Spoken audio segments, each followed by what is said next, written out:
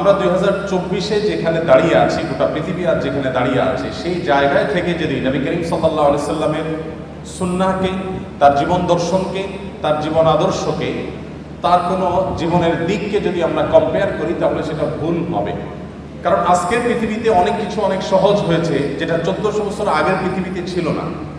আপনাকে ক্ষণিকের জন্য 1400 বরং 1450 বছর আগে ফিরে যেতে হবে, যে সেই বাস্তবতায় নবী করিম সাল্লাল্লাহু আলাইহি সাল্লাম যে কাজগুলো করেছেন সেটা আসলে কতটা সম্ভবপর ছিল, কতটা চ্যালেঞ্জিং ছিল, কতটা একজন মানুষের কল্পনার অতীত ছিল।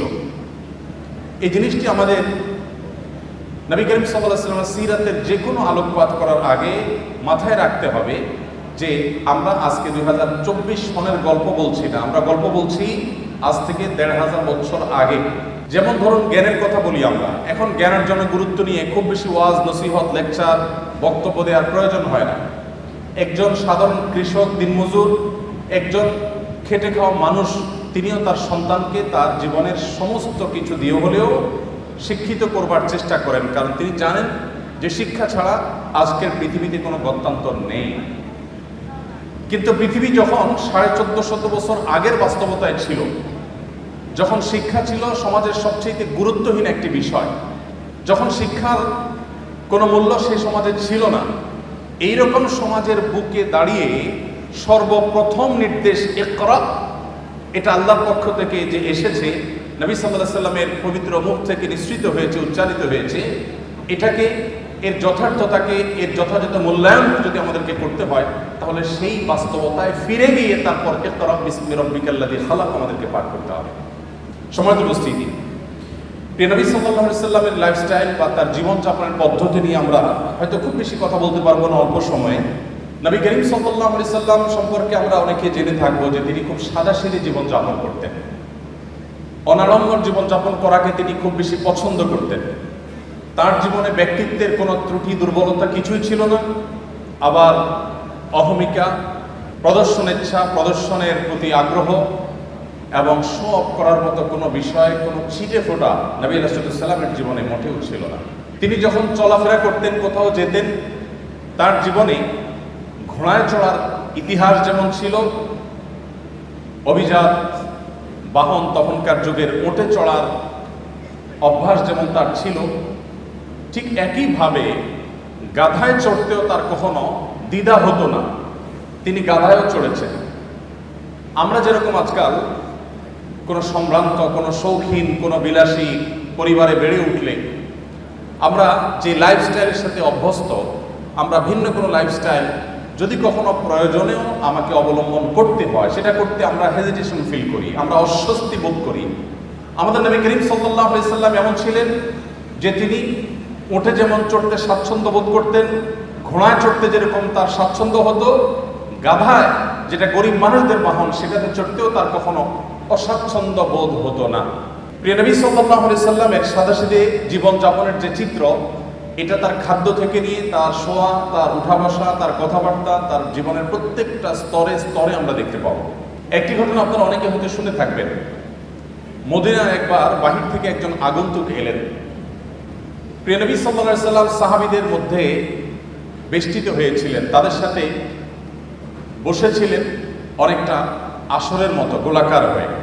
বাহির থেকে আসা লোকটি জিজ্ঞাসা করলেন, তিনি প্রথমে বের করার চেষ্টা করলেন যে যার কাছে আমি এসেছি, যিনি আল্লাহর নবী এবং রাসূল হিসেবে আবির্ভূত হয়েছেন, তার নাম মুহাম্মদ, লোকটি কে? সে আগন্তুক প্রথমে অনেক চেষ্টা করেও উপস্থিত লোকদের মধ্য থেকে মুহাম্মদ সাল্লাল্লাহু আলাইহি সাল্লাম কে সেটাকে তিনি বের করতে পারলেন না। তাকে কোনোভাবে যখন তিনি চিহ্নিত করতে পারলেন না, তখন লোকটি জিজ্ঞাসা করলেন, মান ফিকুম মুহাম্মদ। তিনি উপস্থিত লোকদেরকে বললেন যে তোমাদের মধ্যে মুহাম্মদ লোকটি কে আসলে? আমরা এবার আমাদের সমাজের বাস্তবতার সাথে একটু মিলাই, যে আমাদের সমাজে কোনো নেতা, কোনো অনুসরণীয় ব্যক্তিত্ব, কোনো প্রভাবশালী, কোনো গুরুত্বপূর্ণ চেয়ারে বসা মানুষ, তিনি যদি তার অধীনস্থদের সাথে বসে থাকেন অথবা অধীনস্থদের সাথে নিয়ে রাস্তায় চলাফেরা করেন, তাহলে তার বডি ল্যাঙ্গুয়েজ, তার চলাফেরার স্টাইল, তার পোশাক, তার গেট আপ, তার চেয়ার, তার কথা বলার ধরন, এগুলো দেখে তাকে অন্যদের থেকে আলাদা করতে, কে নেতা আর কে অনুসারী, এটা আলাদা করতে কি আমাদের আজকের বাস্তবতায় কোনো কষ্ট হয় বা হবে? কোনো রাজনৈতিক নেতার কথা বলেন, কোনো গুরুত্বপূর্ণ পদে থাকা মানুষের কথা বলেন, তার লাইফস্টাইল, তার গেট আপ, তার কথাবার্তা, তার পোশাক আশাক, তার উঠা বসা, তার হাবভাব দেখেই যে কেউ ধরে নিতে পারবে যে উনি নেতা আর তারা অনুসারী। প্রিয় নবী সাল্লাল্লাহু আলাইহি ওয়াসাল্লাম এতটা সাদামাঠা জীবন যাপন করতেন, এতটা বিনয়ী থাকতেন যে সাহাবীদের সঙ্গে যখন তিনি বসে থাকতেন, বাহির থেকে আসা মানুষ আলাদা করে তার নাম জিজ্ঞেস করে তাকে বের করতে হতো। তার বসার মধ্যে বিনয়ের ভাবটা কতটা থাকলে এভাবে তিনি সর্বস্তরের সাহাবীদের সাথে পানির সাথে যেরকম দুধ মিশে যায়, তিনি সেরকম নিজেকে মিশিয়ে ফেলতেন। আমাদের সমাজে আজকাল ব্যক্তিত্বের নামে অহমিকার প্রদর্শনী হয়। আপনারা জানেন, অহংকারকে আমরা অনেকে মনে করি ব্যক্তিত্ব। প্রিয় নবী সাল্লাল্লাহু আলাইহি সাল্লামের ব্যক্তিত্বের যে চূড়ান্ত শেখরে তিনি উন্নীত ছিলেন, সেই ব্যক্তিত্বের অধিকারে পৃথিবীতে আরেকটা মানুষের জন্ম হবে না। আমরা তার ব্যক্তিত্ব নিয়ে যদি আলোকপাত করি, হয়তো অনেকগুলো দৃষ্টান্ত আমরা দেখাতে পারবো যে ব্যক্তিত্ব কতখানি ছিল, কতভাবে তার জীবনও ছিল, কিন্তু তার সেই ব্যক্তিত্ব আজকের তথাকথিত ব্যক্তিত্বের মতো অহমিকা, অহংকার মিশ্রিত ব্যক্তিত্ব ছিল না। আজ আমরা আমাদের অধীনস্থদের অধিকারের ব্যাপারে অনেকে অনেক কথা বলি। আমরা শ্রমিকদের অধিকারের কথা বলি, আমরা গৃহকর্মীদের অধিকারের কথা বলি, আমরা অনেক দুর্বল মানুষদের অধিকার নিয়ে কথা বলি। আর প্রিয় নবী সাল্লাল্লাহু আলাইহি ওয়াসাল্লাম সে সমস্ত দুর্বল মানুষদের ব্যাপারে বলতেন, ইখওয়ানুকুম খাওয়ালুকুম, তোমাদের অধীনস্থ যে ভাই ব্রাদাররা আছে তারা তোমাদের ভাইয়ের মতো, অধীনস্থ মানুষগুলো যারা আছে তারা তোমাদের ভাইয়ের মতো। আল্লাহ তাআলা জাআলাহুমুল্লাহু তাহতা আইদিকুম, আল্লাহ তাআলা তাদেরকে তোমাদের অধীনস্থ করে দিয়েছেন। অতএব তোমরা যা নিজেরা খাও তাদেরকে তা খাওয়াও, তোমরা যা পরিধান করো তাদেরকে তা পরিধান করাও। আজও পৃথিবীতে এমন কোনো মানুষ হয়তো দেখা কঠিন হবে, এমন কোনো মানুষ হয়তো খুঁজে পাওয়া কঠিন হবে যে মানুষ তার অধীনস্থ কর্মী এবং তার গায়ের পোশাক একই রকমের হতে পছন্দ করে। নবী করিম সাল্লাল্লাহু আলাইহি ওয়াসাল্লাম সেটা করতেন।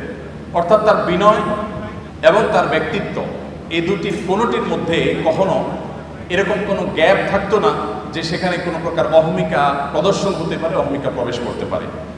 নবী করিম সাল্লাল্লাহু আলাইহি ওয়াসাল্লাম তিনি শুধুমাত্র সমাজের অভিজাত শ্রেণীর মানুষের সাথে বন্ধুতা করতেন না। আমাদের গুরুত্বপূর্ণ পদে থাকা মানুষগুলো, তাদের বন্ধুত্বের যে লেয়ার থাকে, শ্রেণী থাকে, সে মানুষগুলো থাকে সমাজের এলিট। একজন মন্ত্রী, একজন সংসদ সদস্য, একজন গুরুত্বপূর্ণ পদাধিকারী ব্যক্তি, তিনি তার বন্ধু বান্ধবের যে সার্কেল গড়ে তোলেন তারা তার ক্লাসের হয়ে থাকে। সাধারণত সমাজের যারা সাধারণ মানুষ থাকেন, এই মানুষগুলো এই তথাকথিত বড় বড় মানুষদের বন্ধু হওয়ার সুযোগ সাধারণত পায় না।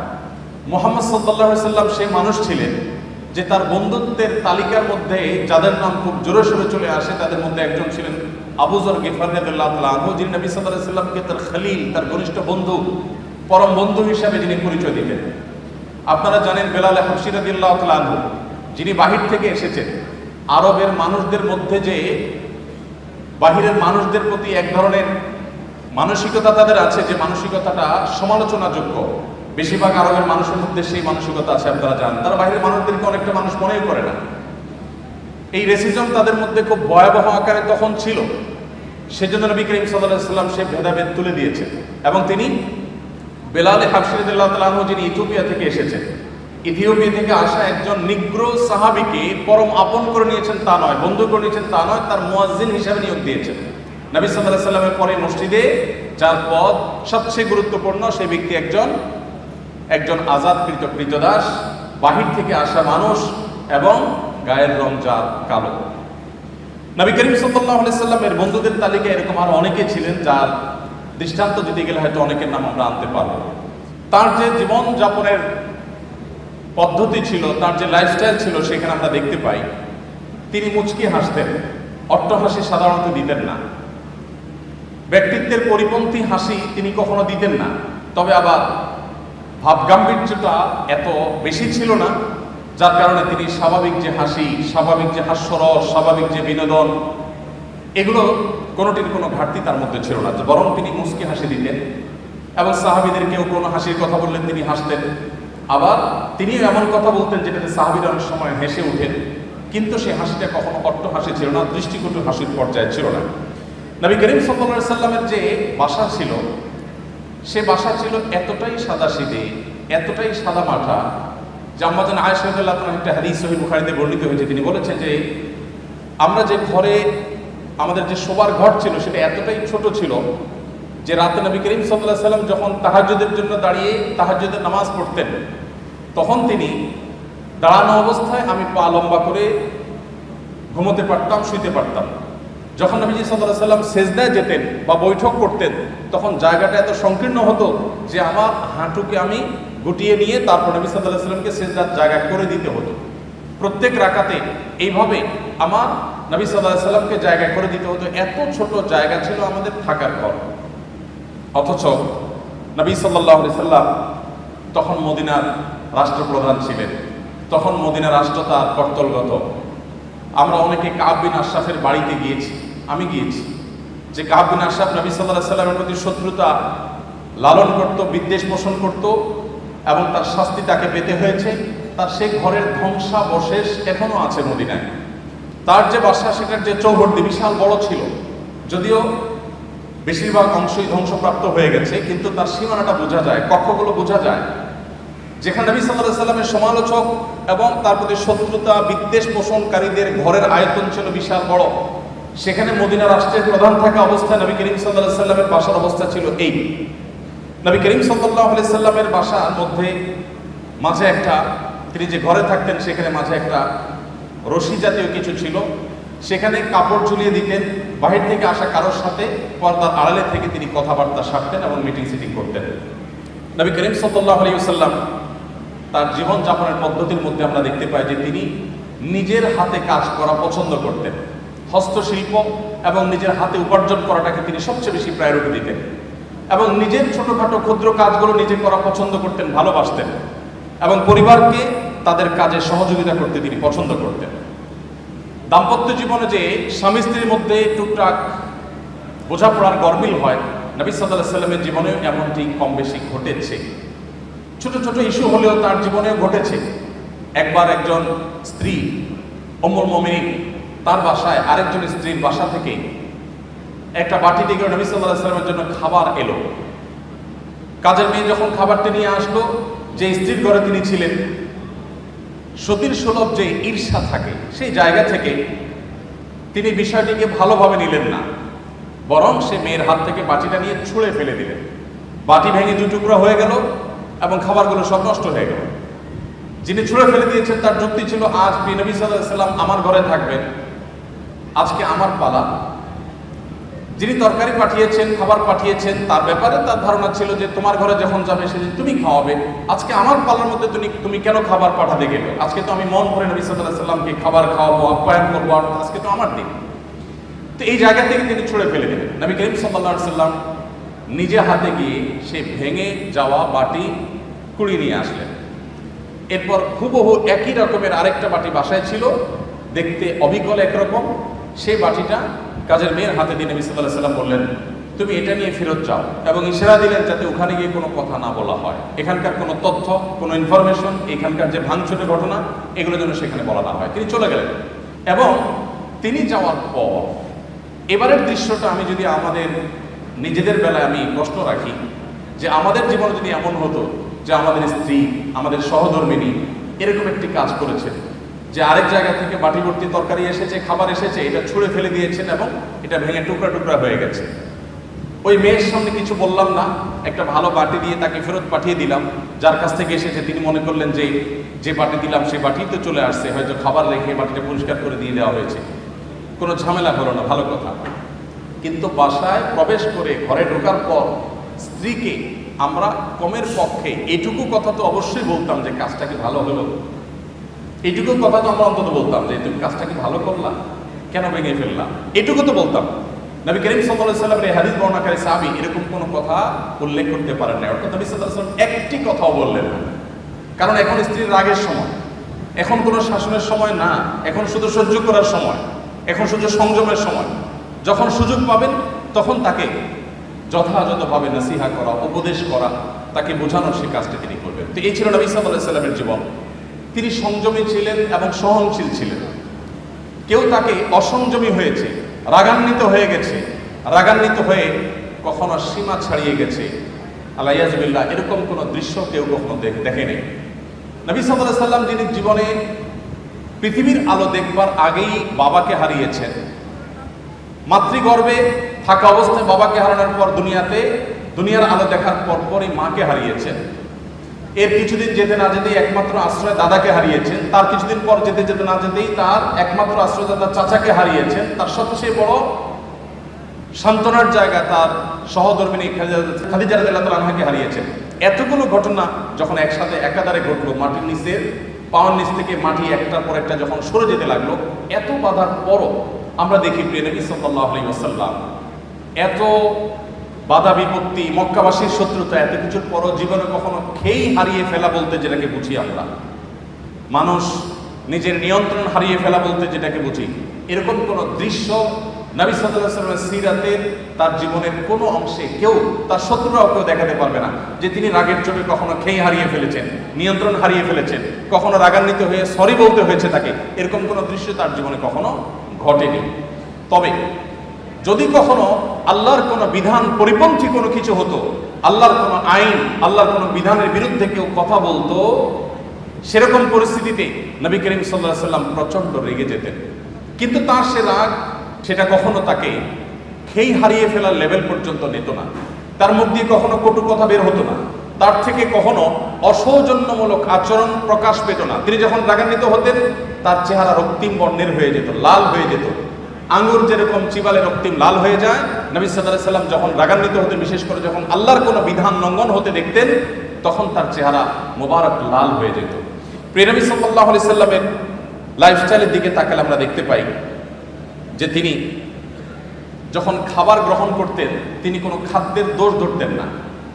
কোনো খাবার তার সামনে এলে পছন্দ হলে খেতেন, আর পছন্দ না হলে তিনি রেখে দিতেন, কখনো দোষ ধরতেন না। কানা নবী সাল্লাল্লাহু আলাইহি ওয়াসাল্লাম লা ইয়াইবু তাআমা কাত্তু, নবী সাল্লাল্লাহু আলাইহি ওয়াসাল্লাম কখনো কোনো খাবারের দোষ ধরতেন না। এই হাদিসের মধ্যে কত্তু একটা শব্দ এসেছে শামাইলে তিরমিজিতে। কত্তু মানে হলো কখনো, তার মানে তার জীবনে কখনো খাবারের দোষ ধরার ঘটনা ঘটেনি। আমরা অনেক মুসলমান আছি, অনেক গুণে গুণান্বিত। আমি জানি না এরকম মুসলমান আমাদের সমাজে কয়জন আছেন। আমরা এখানে যারা আছি তারা কেউ বলতে পারবো কিনা যে আমার এই ক্ষুদ্র জীবনে, ফেলে আসা জীবনে আমি কখনো কোনো খাবারের দোষ ধরি নাই। আমার ভালো লাগছে তো খাইছি, আর না হলে নাই। খাবারের দোষ ধরেন নাই জীবনে কখনো, এরকম মানুষ এখানে আছেন? একজন আছি আমরা? থাকলে হাত তুলতে পারেন। একজন হাত তুলছেন। আপনি খাবারের দোষ কখনো ধরেন নাই? লবণ কম হয়েছে, এর চেয়ে ভালো হইতে পারত, এরকম কখনো বলেন নাই? মাশাআল্লাহ, তো আপনি তো মহামানব। বসেন। দেখুন, এক এলাকায় একজন হুজুর ছিলেন। এলাকার প্রায় সব বাসায় হুজুরের দাওয়াত খাওয়া শেষ। কোনো মহিলা রান্না করে ওই হুজুরকে খাবার খাইয়ে কখনো শান্তিতে থাকতে পারতো না। প্রত্যেকটা দাওয়াতের পর ওই হুজুর একটা না একটা দোষ বাইর করতেন। হয় এখানে লবণ একটু কম হয়েছে, না হলে ওখানে হলুদটা একটু কম হয়েছে, কালারটা একটু ত্রুটি আছে, কোনো না কোনো দোষ তিনি ধরতেন। সেই এলাকায় একজন শিক্ষিত পুত্রবধূ এলেন বাহির থেকে। আসার পর তিনি এই হুজুর সম্পর্কে যখন ধারণা পেলেন যে একজন হুজুর আছেন, এই হুজুরের কেউ খাইয়ে সন্তুষ্ট করতে পারেন না, উনি একটা না একটা দোষ ধরেন। যদিও হুজুর মানুষ দোষ ধরার কথা না, নবী সাল্লাল্লাহু আলাইহি ওয়াসাল্লাম সুন্নাহর খেলাফ। যাই হোক, এটা কতটা বাস্তব ঘটনা তাও জানি না, বাকি গল্প হিসাবে শিক্ষণীয় সেই হিসাবে বলা। তো পরে ওই শিক্ষিত পুত্রবধূ তিনি হুজুরের সমস্ত দোষগুলোর তালিকা করলেন যে উনি কোন কোন দোষ ধরেন সাধারণত। সবগুলোকে নোট করে এমনভাবে একটা রান্না তিনি দিলেন যে এই রান্নাতে হুজুরের দোষ ধরার কোনো ফাঁক রাখলেন না, সব পারফেক্ট রাখলেন। এরপর হুজুরকে দাওয়াত দিয়ে খাওয়ালেন। খাওয়ার পরে এবার পুরুষদের দিকে দিয়ে জিজ্ঞাসা করলেন, এবার হুজুরকে জিজ্ঞাসা করো আজকের খাবার কেমন হয়েছে, কমেন্ট করতে বলো। এখন বেচারা হুজুর দেখলেন যে আসলে কোনো কমেন্ট করার জায়গা নেই, তো এবার বললেন যে আসলে এত ভালো না, এত ভালো না। তো যে ভদ্রলোক বলেছেন যে আপনি কোনো দোষ ধরেন নাই কখনো, আমি জানি না যে আপনি এই টাইপের কোনো দোষ ধরেছেন কিনা কখনো। যাই হোক, তো আমাদের নবী করিম সাল্লাল্লাহু আলাইহি ওয়াসাল্লাম সাধারণত কখনো খাবারের দোষ ধরতেন না, কারণ মেয়েরা কষ্ট করে রান্নাবাড়া করেন। আমরা যদি একদিন এই দায়িত্বটা পালন করি তাহলে আমরা হাড়ে হাড়ে টের পাবো যে রান্না করা এটা কত মজার কাজ। সব ঘরেই পুরুষরা, অনেক পুরুষরাই বা বেশিরভাগ পুরুষরাই চেষ্টা করে মাঝে মধ্যে একটু শখ করে রান্না বাড়া করবেন। আমি একবার রান্না বাড়া করেছিলাম, আমার মনে আছে, তরকারি রান্না করেছিলাম যখন আমি সৌদি আরবে ছিলাম। আমার ফ্যামিলি আমার সাথে ছিল, মিসেস হসপিটালে ভর্তি ছিলেন, তো বাচ্চাদের জন্য আমার মনে আছে আলু এবং ডাল দিয়ে একটা তরকারি রান্না করেছিলাম। দুর্ভাগ্যের বিষয় যে সেই তরকারি আমি ছাড়া পরিবারের সদস্যদের কেউ খায় না। বহুত ফজিলত বর্ণনা করলাম, বহুত বোঝানোর চেষ্টা করলাম, বাচ্চারা কেউ সেটা ছুঁয়েও দেখেনি, তারা জাস্ট উপহাস করে ছেড়ে দিয়েছে। অথচ সে আলু আর ডাল রান্না করতে যে পরিমাণ কষ্ট আমার গেছে, যে পরিমাণ ঘাম আমার ঝরেছে, যে পরিমাণ পেরেশানি আমার হয়েছে, সেটা আমি বলে তাদেরকে বোঝাতে পারতাম না। তো আমরা যারা কথায় কথায় খাবারের দোষ ধরি, আমাদের নবী সাল্লাল্লাহু আলাইহি ওয়াসাল্লামের এই সুন্নাত থেকে শিক্ষা নেওয়া উচিত যে মা বোনদের, আমাদের স্ত্রীদের, মহিলাদের খাবার যদি কখনো পছন্দ হয় আমরা খেলাম, আর অপছন্দ না হলে আমি খেতে চাচ্ছি না, অপারগতা প্রকাশ করলাম, আমরা দোষ ধরবো না। কঠিন, কিন্তু এই কাজটা আমাদেরকে করতে হবে যদি আমাদেরকে আদর্শ মুসলমান হতে হয়। আল্লাহ আমাদের সবাইকে সেই তৌফিক দান করুন। তো নবী করিম সাল্লাল্লাহু আলাইহি ওয়াসাল্লাম তিনি খাবারের কখনো দোষ ধরতেন না, আর খাবার খুব কম পরিমাণে খেতেন। অনেক সুন্নত আমল করা যায়, এই সুন্নতের আমলটা অনেক কঠিন। খাবারের পরে মিষ্টি খাওয়া সুন্নত, এরকম একটা কথা আমাদের সমাজে প্রচলিত আছে, যদিও এর কোনো ভিত্তি নেই। আমরা নিজেদের প্রয়োজনে খাবারের পরে ডেজার্ট খেতে ভালো লাগে, সেজন্য আমরা হাদিস বানিয়ে নিয়েছি যে খাবারের পরে মিষ্টি খাওয়া সুন্নত। নবী করিম সাল্লাল্লাহু আলাইহি ওয়াসাল্লাম মিষ্টান্ন পছন্দ করতেন, মিষ্টি জাতীয় খাবার তিনি পছন্দ করতেন। এর মানে এই না যে যে কোনো খাবারের পরে আলাদা করে মিষ্টির জন্য তিনি ডেজার্টের অপশন রাখার জন্য বলতেন। আগে হতে পারে, পরে হতে পারে, মাঝে হতে পারে, মিষ্টি তিনি পছন্দ করতেন, সেটা ভিন্ন কথা। বাট খাবারের পরে মিষ্টি খেতে হবে আলাদা করে, এরকম কোনো কথা কোনো হাদিস দ্বারা প্রমাণিত হয় না। তো নবী করিম সাল্লাল্লাহু আলাইহি ওয়াসাল্লাম তিনি খাবার খেতেন পরিমাণে অনেক কম। আপনারা জানেন যে তার সুস্পষ্ট হাদিস রয়েছে, নির্দিষ্ট রয়েছে। তিনি বলেছেন আমাদের স্টমাককে 3 ভাগের 1 ভাগকে সলিড খাবার দিয়ে, আরেক ভাগকে পানীয় দিয়ে পরিপূর্ণ করতে, আরেক ভাগকে তিনি খালি রাখতে বলেছেন, এবং এটা আমাদের সুস্থ থাকতে সহায়ক ভূমিকা পালন করে। নবী সাল্লাল্লাহু আলাইহি ওয়াসাল্লামের এই সুন্নাহ লাইফস্টাইলের এই সুন্নাত গুরুত্ব আজকাল আলহামদুলিল্লাহ ওয়াজ করে বোঝানোর প্রয়োজন হয় না, বরং এই সুন্নাহর গুরুত্ব আমাদের সমাজে অনেকেই খুব সুন্দরভাবে বুঝতে পারেন। দেখুন, নবী করিম সাল্লাল্লাহু আলাইহি ওয়াসাল্লাম তার এই সুন্নাহ, এখন ডাক্তাররা আমাদেরকে বলেন যে পেট করে খাওয়া যাবে না, ওয়াটার ফাস্টিং করতে হবে, ইত্যাদি ইত্যাদি। তো তার এই সুন্নাহ লাইফস্টাইলের যে উপকারিতা আছে, স্বাস্থ্যগত উপকারিতা আছে, সেগুলো আমার মনে হয় না যে আর বলার কোনো অপেক্ষা রাখে। নবী করিম সাল্লাল্লাহু আলাইহি ওয়াসাল্লামের এই সুন্নাহটির আমল আমরা মুসলমানদের চাইতে দুঃখজনক হলেও সত্য অমুসলমানদের মধ্যে বেশি দেখি। আমরা মুসলমানরা যতটা উদরপূর্ণ করে খেতে পছন্দ করি, বিশেষ করে বাংলাদেশের মানুষ আমরা যতটা উদরপূর্ণ করে খেতে পছন্দ করি, পৃথিবীর অনেক উন্নত দেশ আছে, সে দেশের মানুষরা আমাদের মতো এইভাবে গলা পর্যন্ত খেতে সাধারণত পছন্দ করে না। নবী করিম সাল্লাল্লাহু আলাইহি ওয়াসাল্লামের লাইফস্টাইলের মধ্যে আমরা দেখি, তার জীবনযাপনের পদ্ধতি দেখি যে তিনি এশার নামাজের পরপর শুয়ে যেতেন। কারণ নবী সাল্লাল্লাহু আলাইহি ওয়াসাল্লাম লা ইয়ানামু ক্বাবলা আল-ইশা, নবী সাল্লাল্লাহু আলাইহি ওয়াসাল্লাম এশার আগে ঘুমাতে অপছন্দ করতেন, এবং এশার পরে কথাবার্তা বলাটাকে অপছন্দ করতেন। নাহার নবী সাল্লাল্লাহু আলাইহি ওয়াসাল্লাম আনিস সামরি বাদা আয়েশা, আমাদের আয়েশা বলেছেন এশার পরে জেগে থাকা, কথাবার্তা বলা, আড্ডা দেওয়া, এটা নবী সাল্লাল্লাহু আলাইহি ওয়াসাল্লাম একেবারে অপছন্দ করতেন।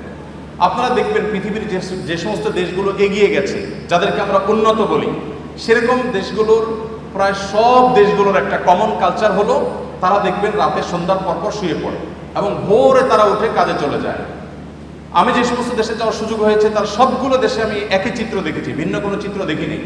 দুর্ভাগ্যজনক বিষয় যে আমরা বাংলাদেশ শুধু নয়, সমস্ত মুসলিম দেশগুলো, যতগুলো মুসলিম দেশে আমার যাওয়ার সুযোগ হয়েছে, সমস্ত মধ্যপ্রাচ্যের সব দেশগুলোতে প্রায় আমাদের লাইফস্টাইলটা হলো নবী সাল্লাল্লাহু আলাইহি ওয়াসাল্লামের এই হাদিসের এবং এই সুন্নাহর সম্পূর্ণ ব্যতিক্রম বা উল্টো।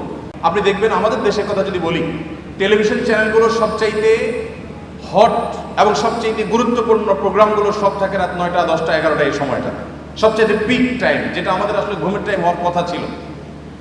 আমাদের ঢাকা শহর এমনি জ্যামের শহর, কেউ যদি ঢাকা শহরের জ্যামের একেবারে পিক আওয়ার দেখতে চায়, তাহলে তাকে ঢাকা শহরে অফিস টাইমের শুরুর দিকে যেরকম দেখতে আসতে হবে, আবার সন্ধ্যার পর থেকে তাকে ঢাকা শহরে প্রবেশ করতে হবে, তাহলে সে জ্যামের পিক আওয়ার দেখতে পাবে। আপনি উন্নত অনেক দেশে গেলে দেখবেন যে সে সমস্ত দেশে সন্ধ্যার পর থেকে রাস্তাঘাট ফাঁকা হতে থাকে, রাত 9টা 10টা হয়ে গেলে রাস্তাঘাটে কোনো গাড়ি খুঁজে পাওয়া যায় না, সবাই ঘুমিয়ে পড়ে। তো নবী সাল্লাল্লাহু আলাইহি সাল্লামের এই সুন্নাহকে তারা ফলো করেছেন, জেনে হোক না জেনে হোক, বুঝে হোক না বুঝে হোক, তার সুফল তারা পাচ্ছেন। আর আমরা ফলো না করে আমরা তার কুফল ভোগ করতে হচ্ছে। বাংলাদেশের যে হেফজোখানা মাদ্রাসাগুলো আছে, এই মাদ্রাসাগুলোর যে সাফল্য মূলধারা মিডিয়াতে সেগুলো কখনো উঠে আসে না। কিন্তু আপনারা জানেন যে পৃথিবীর 100, 110, 20টি দেশের সাথে কম্পিটিশন করে আমাদের মাদ্রাসা, আমাদের দেশের হেফজোখানার ছাত্ররা তারা প্রথম, দ্বিতীয়, তৃতীয় স্থান অর্জন করে তারপর দেশে ফিরে আসে। তাদেরকে মূল্যায়ন করা হয় না যদিও, কিন্তু আমরা জানি যে তারা রাষ্ট্রের তেমন কোনো সুযোগ সুবিধা একেবারেই পায় না। তারপরও এই কোণঠাসময় পরিস্থিতির মধ্যে থেকে তারা গোটা বিশ্বের 100-150 দেশকে পেছনে ফেলে তারা প্রথম, দ্বিতীয়, তৃতীয় স্থান প্রায় প্রতি বছর অর্জন করে আমাদের ছেলেরা দেশে ফিরে আসে। এই যে আমাদের দেশে হেফজোখানাগুলোর যে সাকসেস, তাদের যে সাফল্য, এটার রহস্য কি, সিক্রেট কি? আপনি যদি আমাকে বলেন তো আমি বলবো তার সিক্রেটের মধ্যে অন্যতম একটা সিক্রেট হলো বাংলাদেশের অন্য সব মাদ্রাসাগুলো কিছুটা ব্যতিক্রম হলেও 100% হেফজখানাগুলোর বা হেফজো মাদ্রাসাগুলোর নিয়ম হলো যে রাত 10টার ভেতরে প্রায় সব হেফজখানার ছাত্ররা ঘুমিয়ে পড়ে এবং ভোরে তারা উঠে পড়াশোনা করে। ফজরের পরে তারা কখনো ঘুমায় না, তারা সকাল 10টা, 10:30, 11টার দিকে একটু ঘুমায় দুপুরের আগে। আর ঠিক এই জিনিসটাই সুন্নাহ এবং নবী সাল্লাল্লাহু আলাইহি ওয়াসাল্লাম এটাই করতে বলেছেন। এবং এর ফলশ্রুতিতে এবং আরও নানা কারণে আমাদের হেফজোখানার শিক্ষার্থীরা মাত্র 1.5 থেকে 2 বছরের মধ্যে কোরআনে কারিমের মতো এত বিশাল বড় গ্রন্থ এই পুরাটুকু তাদের বক্ষে তারা ধারণ করে ফেলতে সক্ষম হয়। তো আমাদের অনেক শিক্ষার্থীরা আছেন যারা রাত জেগে পড়াশোনা করেন এবং গভীর রাত পর্যন্ত তারা জেগে পড়াশোনা করে আবার সকালে লম্বা একটা সময় তারা ঘুমিয়ে কাটান। তো নবী সাল্লাল্লাহু আলাইহি ওয়াসাল্লামের সুন্নাহর পরিপন্থী এটি, এবং তার লাইফস্টাইল ছিল যে তিনি এশার পরে শুয়ে পড়তেন, একদম কথাবার্তা বলা পছন্দ করতেন, যত আলাপ সালাপ সব এশার আগে করতেন। নবী করিম সাল্লাল্লাহু আলাইহি ওয়াসাল্লামের যে জীবনযাপনের পদ্ধতি, তার যে লাইফস্টাইল ছিল, সেখানে আমরা দেখতে পাই তিনি প্রতি সপ্তাহে 2টা করে রোজা রাখতেন, সোমবার এবং বৃহস্পতিবার, আর প্রতি মাসে 3টা করে রোজা রাখতেন, চাঁদের 13, 14, 15। আমাদের যে মাঝে মধ্যে ফাস্টিং করা উচিত, এটা আমাদের ডাক্তাররা এখন বলেন, আমাদের চিকিৎসকরা এখন বলেন যে আমাদের মাঝে মধ্যে না খেয়ে থাকা উচিত, এটা আমাদের স্বাস্থ্যের জন্য ভালো। নবী করিম সাল্লাল্লাহু আলাইহি সাল্লাম সেই কাজটি করতেন সেই 1450 বছর আগে থেকে। নবী করিম সাল্লাল্লাহু আলাইহি সাল্লাম যখন কথা বলতেন, তিনি কারোর সাথে যখন কথা বলতেন পরিপূর্ণ মনোযোগী হয়ে কথা বলতেন। কখনো ঘাড় ফিরিয়ে অহমিকা প্রদর্শন হতে পারে, অবজ্ঞা বোঝা যেতে পারে, এভাবে কোনোদিন কারোর সাথে কথা বলতেন না। নবী করিম সাল্লাল্লাহু আলাইহি সাল্লামের সিরাতের একটি দিক আমরা হয়তো অনেকে ইতিপূর্বে নাও শুনে থাকতে পারি, তা হলো তিনি যেরকম পৃথিবীর ইতিহাসের সবচেয়ে শ্রেষ্ঠ বক্তা ছিলেন, তার বক্তব্য যেরকম সবচেয়ে সুন্দর ছিল সব দিক থেকে, তিনি কিন্তু পৃথিবীর সবচেয়ে শ্রেষ্ঠ শ্রোতাও ছিলেন। যখন তিনি কারোর সাথে কথা বলতেন বা কারোর কথা তিনি শুনতেন, তখন পরিপূর্ণ মনোযোগ দিয়ে শুনতেন, ঘাড় ঘুরিয়ে কারোর কথা শুনতেন না, পরিপূর্ণ মনোযোগ দিয়ে শুনতেন। যখন কেউ কথা বলতো, তিনি কথা বলে থামার আগ পর্যন্ত নবী সাল্লাল্লাহু আলাইহি ওয়াসাল্লাম সাধারণত ইন্টারফেয়ার করতেন না। যখন কেউ তার সাথে হ্যান্ডশেক করতো, মুসাফা করতো, তখন তিনি নিজে থেকে হাতটা ছাড়াতেন না, বরং যিনি মুসাফা করেছেন তিনি ছাড়ানো পর্যন্ত অপেক্ষা করতেন। নবী করিম সাল্লাল্লাহু আলাইহি ওয়াসাল্লামের যে সৌজন্যতা, এটা আমি আবারও বলি, আজ 2024-এর সৌজন্যের সাথে মেলালে হবে না।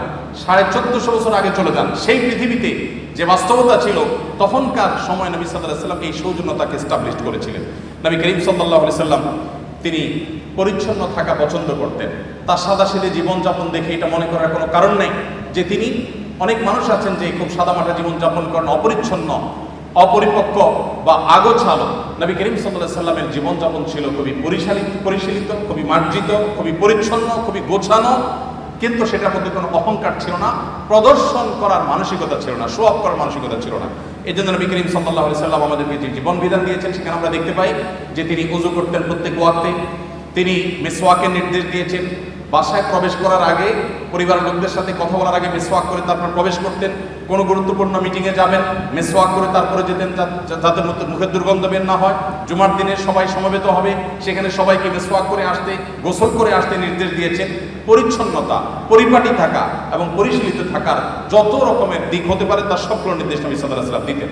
নবী করিম সাল্লাল্লাহু আলাইহি ওয়াসাল্লাম তিনি ভাব গাম্ভীর্যের কোনো কমতি তার ছিল না। তিনি বলেছেন, নুসরিতু বির-রু'ব, আল্লাহর তরফ থেকে ভাব গাম্ভীর্য দিয়ে আমাকে সাহায্য করা হয়েছে। তাকে দেখে দূর থেকে অনেক তার শত্রুরা পর্যন্ত তার কাছে মাথা নত করতে বাধ্য হতো। তার ব্যক্তিত্বের যে আভা তার চেহারায় ফুটে উঠতো, এটা দেখে এটার কাছে বহু অমুসলিমেরা হার মেনেছে এবং সারেন্ডার করেছে। তার এই ব্যক্তিত্ব যেমন ছিল, আবার পাশাপাশি তিনি রসিকতাও করতেন, সাহাবীদের সাথে বিবিধ সময় হাস্যরস করতেন, এমন কৌতুক করতেন যে সবাই হেসে উঠতো, সবাই আনন্দ পেত। এবং তার সেই ব্যক্তিত্ব, তার সেই ভাব গাম্ভীর্য আজকে আমাদেরকে যেরকম ভাব গাম্ভীর্যের কারণে অনেককে অহংকারী করে তোলে, এটা তার মধ্যে ছিল না। আল্লাহ রাব্বুল আলামিন তার জীবনের এই সমস্ত ভালো দিকগুলো দিয়ে আমাদের জীবনকে আলোকিত করে আমাদের এই জীবনকে দুনিয়াতে সাফল্য মণ্ডিত করুন এবং আখিরাতে আমাদের সবাইকে আল্লাহ জান্নাতুল ফিরদাউসের অধিকারী হওয়ার উপযুক্ত হওয়ার তৌফিক দান করুন। আল্লাহ রাব্বুল আলামিন প্রিয় নবী সাল্লাল্লাহু আলাইহি সাল্লামের জীবন আদর্শকে আমাদের জীবনের অবলম্বন হিসাবে গ্রহণ করা, তার সুন্নাহকে অনুসরণ করার তৌফিক দান করুন। আস-সুন্নাহ ফাউন্ডেশন, উম্মার স্বার্থে সুন্নাহর সাথে।